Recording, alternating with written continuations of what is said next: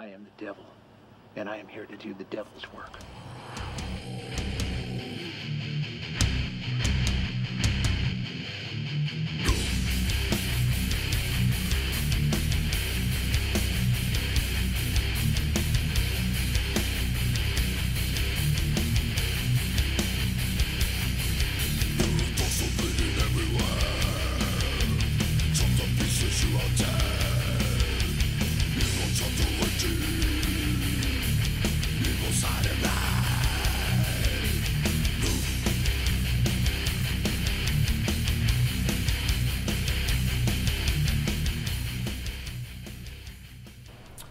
I'm Eddie Valise, vocalist and guitar player for Kyng.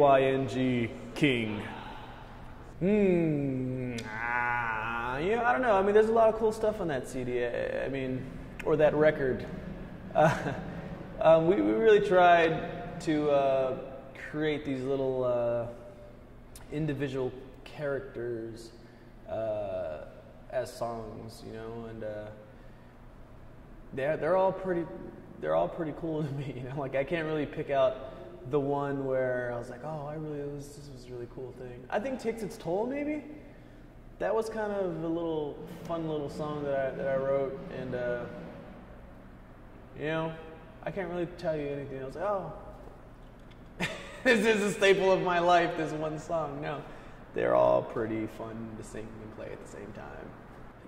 I kind of forget the details to this story, but we were, I think Tony wanted to, my bass player, Tony was really wanting to have someone like a second guitar player and do some harmonized, Thin Lizzy type stuff, you know, and I was like, yeah, that's cool, that'd be fun. I was like, but it's just like a fourth member that we have to deal with, you know. We have such a tight-knit thing, Tony, Pepe, and myself.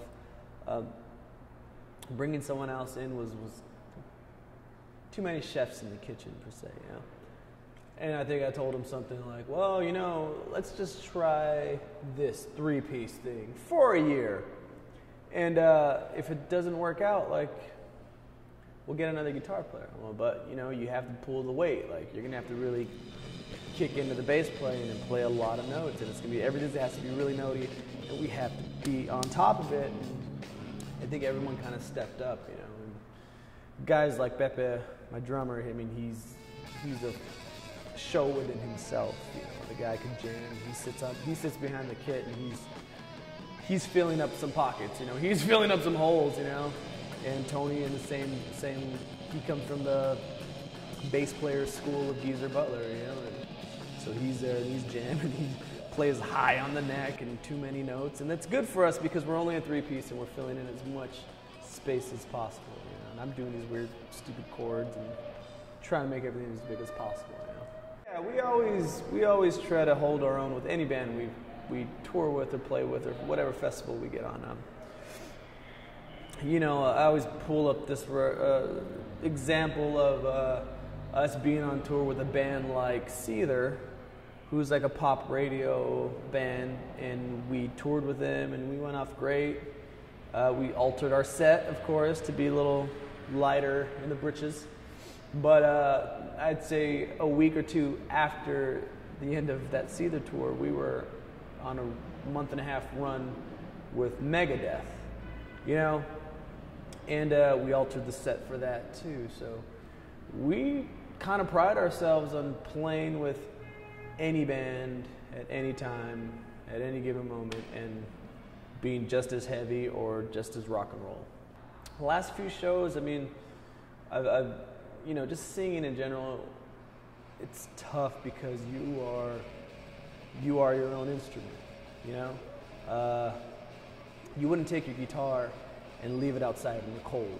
You know, you're not gonna take your guitar and pour alcohol on top of it, you know what I'm saying? So you definitely have to know that your body, your neck, your throat is your instrument, and if it's cold outside, you have to wrap it and keep it warm, you know, just like you would your guitar head after a show, or your guitar itself, and you put it in its case. You don't have a case for your vocal cords, you know, and you're so vulnerable to the elements, and you get sick, and people cough on you, and shaking everybody's hand, and you're like, you don't want to be can I say bad words? You don't want to be a piece of shit and be like, oh, I can't talk to you because, no, you know, everyone, you have to be cool and shake everybody's hand, but be mindful that you might have to cover your face a little later and keep yourself warm.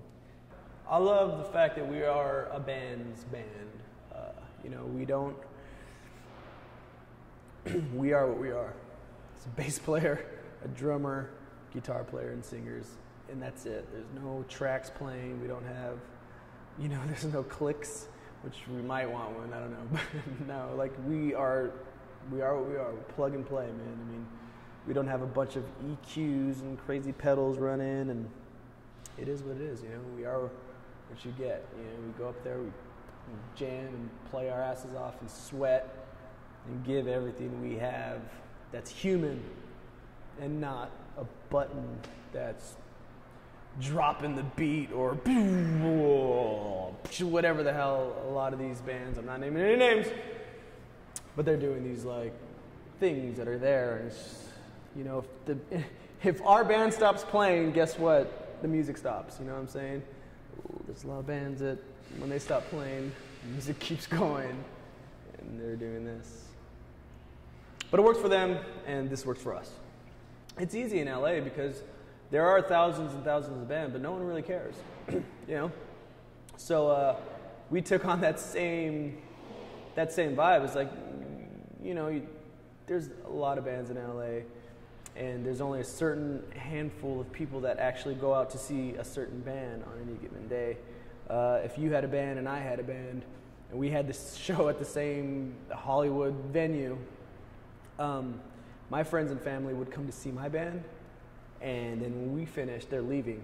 And they're not going to see yours, but your friends and family will come in to see your band and not see ours, you know? And that's, I mean, I could be totally off and a big fat liar, but that's probably about 98% of the bands in LA. Like, we stood out because we wanted to be out of LA. You know, when bands are trying to fight to get in, we were like, have fun with that. Saturated market, we're leaving, you know, and we were able to get out, and we kind of built our little buzz out on the East Coast, you know, and we had a friend, Jose Mangan, who started playing us, and he heard us, and he was just like, oh, you guys are good, and I like you guys, and I want to do something for you, and we're like, yeah, sure, do whatever you want, you know, and that's what happened, and slowly, and we still don't really have a following in LA per se. We're not really trying to, you know, if it happens, cool. If not, I get to go home and not be bothered. You know, I don't know. I've always been more the classic rock and roll dude. I mean, even when I was a kid, 5, 6, you know, my favorite band was The Doors, you know, and I was writing book reports on Jim Morrison in like first grade or something like that. And I've always liked the classic rock stuff. My favorite bands are, you know, my default right away is Zeppelin and Black Sabbath, you know, and I think Jethro Tull, early Jethro Tull stuff, and Rolling Stones, Beggar's Banquet. Those were the first 2 albums I've ever stole from the library, you know, and why I picked that, I don't know. I literally just said, oh, these are cool, I'm going to take them.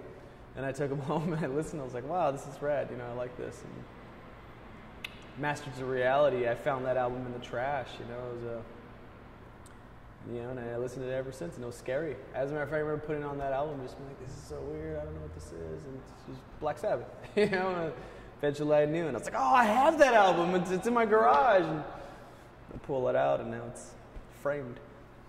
Oh man, my first guitar was a PV Predator that I got. I don't even remember. I remember just bugging. No, yeah, that's a lie. I had this Kima. It was an acoustic guitar, and it was a nylon string. And I was like, oh yeah, it was like $30 or something like that. And I got it at a pawn shop in East LA. And I had it for like 2 weeks. And I was like, oh, these strings are made of plastic. What the hell is this? They were a nylon string, and I had no clue. So I took some phosphor bronze Ernie balls, and I put them on that guitar and wind it up, and that whole back end of the guitar just went and ripped up. I still have that guitar, by the way. First electric was a PV Predator, and I was all stoked because it came with a combo amp, this PV combo thing, and that was the end of that, man. I remember buying that guitar and not caring about anything more but playing guitar, you know? And football games and proms and all that garbage was garbage to me. I just wanted to learn Black Sabbath songs and, you know, pretend I was Eric Clapton, you know. The second album's finished. The new material side of things is that. We finished the album. Let me see, we got off a tour. We finished that Megadeth tour last year in December, late December, early December. And we had basically the year off. But we were writing and we were recording, and luckily I have my phone with me and I record every riff that pops into my head and vocal melodies and just cool stuff. And you know, Pepe, Tony, and I got home, and you know, we just kind of sat there with all these ideas and hey, let's go for it, you know, and we start piecing them together and working it and, you know, melding these riffs together and creating songs. And before you know it, we had an album. We're like, oh crap, you know, now let's go in the studio. So that year off that we were supposed to take was literally writing and recording, and we got the album done and it's finished and it's in the can and it's ready to be released. But for whatever reason, it's floating. But it'll happen. It's coming out early next year, 2014. So we'll be out on the road and stuff once it does.